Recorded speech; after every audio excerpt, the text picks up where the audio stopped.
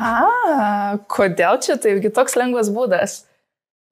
Iš tiesų, tai gal ir lengvas būdas. Pirma mintis turbūt ir buvo, kad kaip gera būtų laimėti loterijai, turėti pinigų. Bet kai pagalvoju iš kitos pusės, tai uždirbti pinigai, jie tau leidžia pasijausti savimi, leidžia juos išleisti tinkamai tai, kad nori įsigyti, tai sukuria tau galimybę pačiam tobulėti dirbant, ypatingai jeigu tai yra mėgstamas darbas. Jeigu, nežinau, netgi prisiminus pirmą atlyginimą, darbo užmokestį, kurį aš gavau ir kaip išleidau, taip gera pasidaro, tai vis tik tai manau, kad aš rinkčiausi uždirbti pinigus, o ne juos laimėti. O kaip pagalvojai? Jo, aš kažkaip dėl to norėjau pradžiai dėti visiškai sutinku, bet po to kažkaip irgi parėjo ta mintis, kad labai gerai išleisti pinigus, kada tu juos pati esi užsidirbus savo laiku, savo kaip stengies, tai aš manau dėl to padėjau puodelį prie sutinku, nes nėra, kad visiškai sutinku, nes yra vis tiek tas, bet aišku, laimėti didelę sumą loterijoje irgi nebūtų pats blogiausias dalykas. Tai aš lieku atvira visoms galimybėms.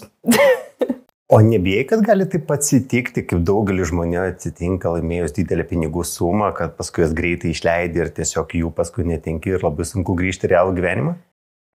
O čia jau kitas klausimas.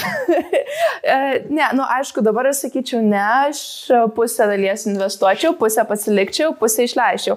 Bet turbūt, jeigu logiškai galvojant, jeigu taip atsitiktų, galbūt apie tai net nebemąstyčiau ir tiesiog jie visi dingtų, kas nėra geras dalykas. Tai gal ir visai iš tikrųjų pritariu. Tai truputį patraukiu, bet vis tiek prie sutinku. Vis tiek prie sutinku, link sutinku pusės, bet vis tiek link nesutinku. Tai gal dar aš tavęs paklausiu, o tai esi laimėjus kažkokią didelę pinigų sumą? Didelę ne, bet yra pasisekę ir esu laimėjus 300 eurų. Tai čia buvo toks mano pasiekimas ir labai gerai jaučiaus, bet dabar, kai pasakiau, supratau, kad šiaip viską išleidau pakankamai greitai.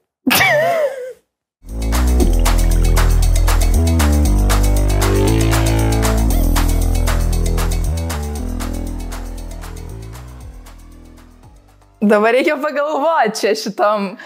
Aš tai žinau atsakymą savo. Aš irgi. Kažkaip panašiai šį kartą. Mano nuomonė, kad jisai nesustos, kaip ir seniau gyvenom visi be interneto ryšio, taip ir, manau, dabar vėl sunkiai, bet išmoktų visi gyventi be interneto ryšio. Tai aš matau irgi nesutikot.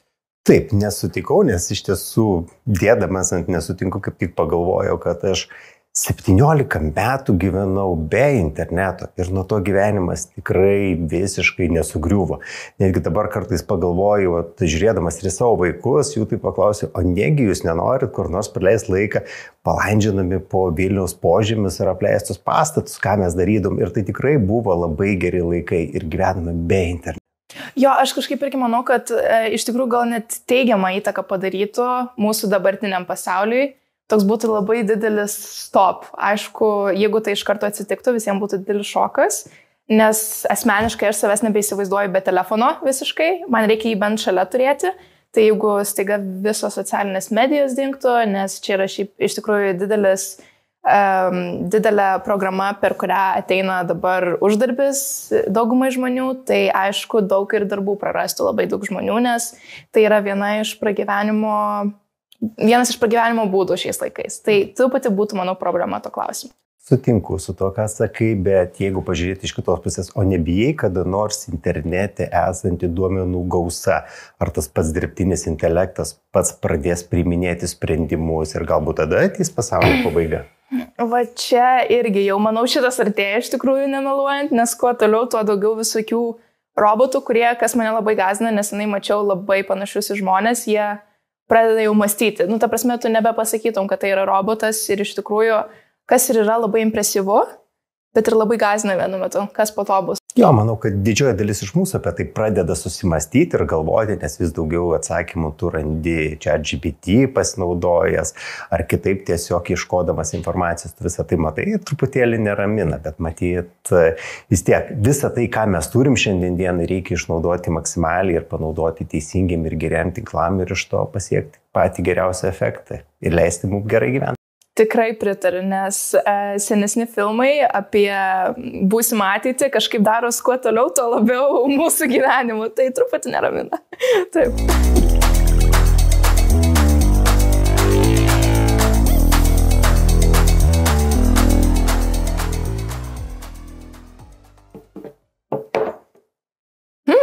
Sutinkat?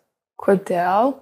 Taip, sutinku, nes moksleiviai turi galvoti apie draugus, apie laisvalaikį, apie sportą, o mokesčiais turi rūpinti suaugusieji. Tačiau turbūt verta paminėti vieną momentą, kad moksleiviai mokyklose turi sužinoti, kas yra mokesčiai.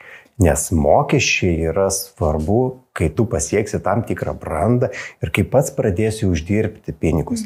Nesvarbu, ar tu pasirinksi verslą, kažką parduosi, kažką kursi, ar tu tiesiog būsi samdomas darbuotojas vasaros sezono metu, tu turi suprasti, kodėl mokesčius nuo tavęs nuskaičiuoja, kodėl tu juos pats turi sumokėti. Bet tai svarbu yra sužinoti mokykloje.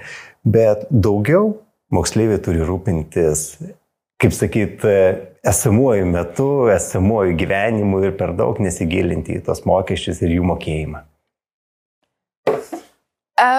Sutinku. Aš ir buvau padėjus, iš tikrųjų. Tiesiog kažkaip susimaišė raidės, bet ne, aš manau, kad taip turėtų mėgautis gyvenimu, bet mano nuomonė lygiai taip pat, dėl ko aš buvau pradžiai padėjus, nesutinku, nes mano nuomonė reikia, kad mokyklose mokintų plačiau apie visus mokesčius.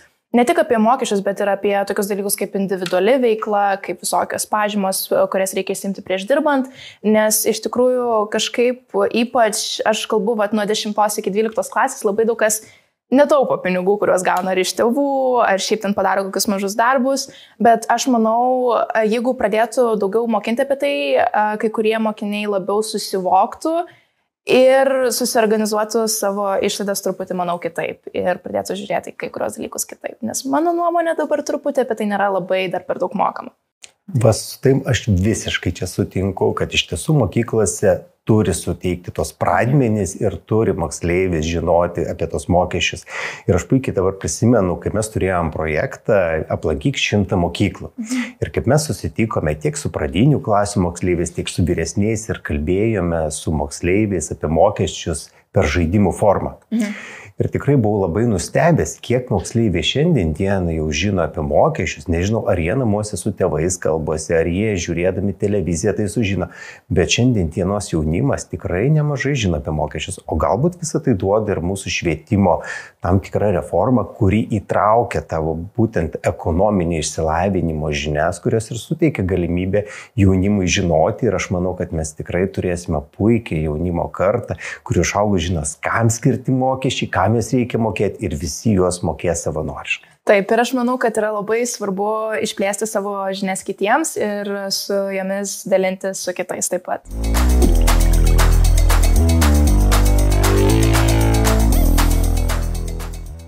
Oi.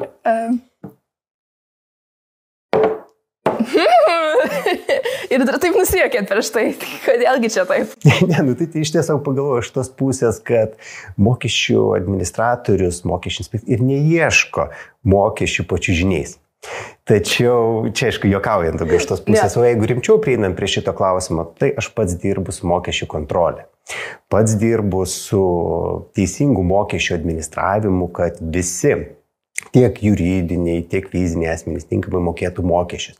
Nepriklauso, kur jie vykdo veiklą, ar tai elektroninė erdvė, prekiaudami kriptovaliutą, ar gauname atskaitimus elektroninės piniginės. Tai štai vietoj mokesčių administratorius yra labai toli pasistumėjęs į priekį ir šiandien dienai geba surasti informaciją, kur tu ją be paslėptum. Ir čia tiesiog pasiūlymas tiem, kurie vis tik tai tų pinigų labai daug uždirba ir nori juos slėpti po čiužinių. Reikėtų pagalvoti, kiekgi tų čiužinių reikės nusipirkti. Ar nepaprasčiau sumokėti mokesčius, nereikės galvoti apie čiužinių pirkimą? Taip, aš į šitą teiginį pasižiūrėjau į savo bailės pusės ir pagalvojau, kaip aš viską bijau, tai aš net nerizikuočiau ir net nekiltų tokia mintis mano galvoj. Tai dėl to pasakiau ne, nes tiesiog aš kadangi apie tai dar netiek daug žinau, tai mano nuomonė vis tiek gal kaip nors per kokius dokumentus, dar ką nors sužinoti, tai aš nenoriu turėti mintytos galvoje tos minties, nes bijau pagalvoti, kas gali po to atsitikti. Tai gal ne. Tai gerai, o aš einu tada per vidurį, statausi savo taurę, nes vis tik tai, mokesčių administratorius, jeigu daug pastangų dės, gal ir patačių žiništės susiras. Tai va, apie ką aš ir kalbu.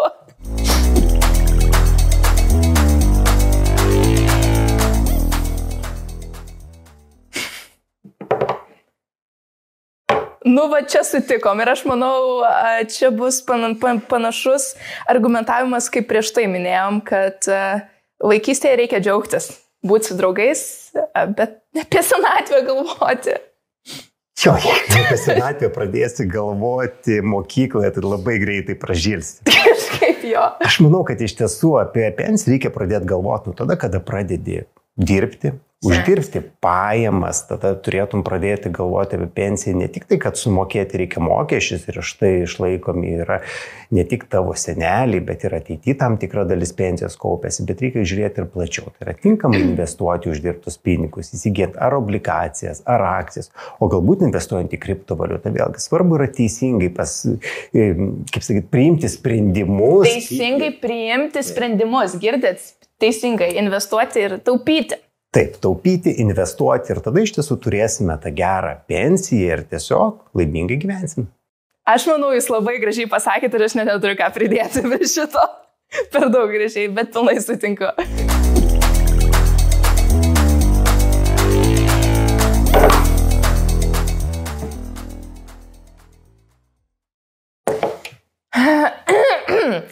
Aš kadangi esu kažkaip nedaug patyrus, tai man dar yra labai sudėtinga.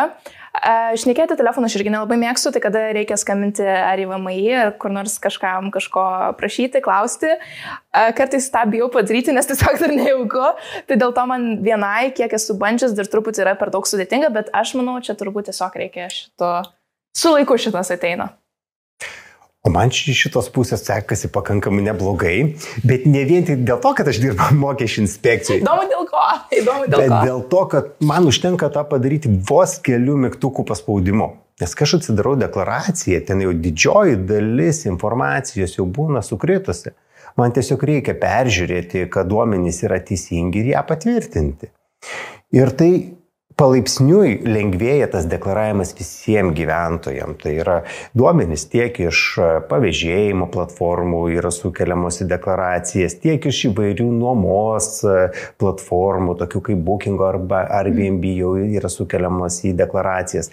Tai kuo toliau, tuo tas deklaravimas bus vis lengvesnis ir paprastesnis, dėl to, kad vis didesnė dalis skaitmenizuojasi visų formų, visų veiksmų ir jeigu dabar, Uriet, kaip sakai, tau visiškai, kaip sakyt, nesutinki, kad lengva deklaruoti, tai aš labai tikiuosi, kad kitais metais savo nuomonę pakeisi, jeigu ne dabar pakeisi, ir tas mokesčius bus deklaruoti daug paprasčiau. Iš tikrųjų, aš pereisiu čia, nes aš dabar pagalvojau, gal čia net nėra sudėtingumo dalykas, čia yra labiau gal noro ir tingėjimo dalykas, kur aš pagalvoju, jeigu va kažką smagaus daryti, reikia užbukinti kokias atostogas, aš su mielu noru išsiaiškinsiu, kur kam pervesti, bet kada reikia kažką sudėtingiau, su mokesčiais vis tiek ten visokie skaičiai, skirtingi dokumentai, skirtingi, tai tiesiog čia labiau nesudėtingumo per tą pusę, kad yra sudėtinga prisijungti, bet turbūt sudėtinga šiaip atsistoti ir įsijungti tą programėlę. Tai judėkim link tos pusės, kad ateityje būtų dar paprasčiau viskas.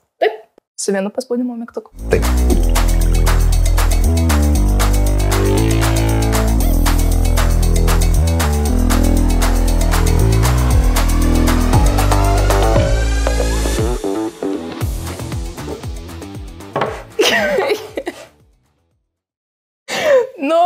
Su memais visada smagiau gyventi.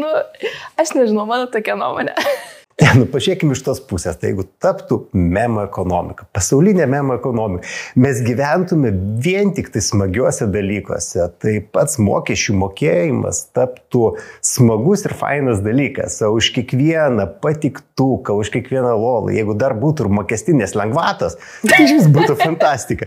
Tai aš tikiu, kad YouTube žanras apie pajamų deklaravimą turbūt matyt būtų populiariausias YouTube. Aš manau, ne tik YouTube, bet ir visose kitose socialinėse medijose, kaip TikTok ir Instagram'e.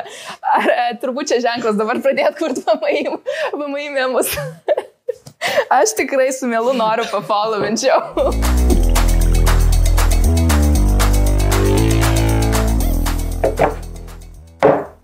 Aš nemanau, kad gal mūsų būdu, bet aš manau, kad tikrai moka, nes visose planetose gal kažkokios skirtingos sistemos yra, bet norėčiau tikėti, kad moka. Tai kalbant hipotetiškai, jeigu kalbam jau... Moksliškai, gal labiau hipotetiškai. Jeigu vis tik tai ateiviai yra, tai jie moka kosminius mokesčius. Nes vien tik tai iš tos pažiūrėkime, jiem reikia kurti erdvėlaivius, atrasti įvairius mokslinius kelius, aplankyti daug galaktikų, o tam reikia tikrai daug pinigų. O pinigai pas mus į valstybę ateina iš esmės iš mokesčių. Iš tai vietų, jeigu vis tik ateiviai yra, tai jie moka tikrai didelis ir kosminis mokesčius. Tai galbūt, kaip jau ir kalbėjau, pas juos gal mokesčius yra lengviau ir paprasčiau sumokėti, galbūt labiau automatizuota. O gal dar sunkiau? Niekas nežino. Gal dar sunkiau. Gal dėl to jie paskutiniais metais ir neskrenda į Žemę. Va viskas paaiškinta, išsiaiškinau. Taip. Aš manau, mes atradom naują sistemą, kuri gal ir Lietuvai padėtų.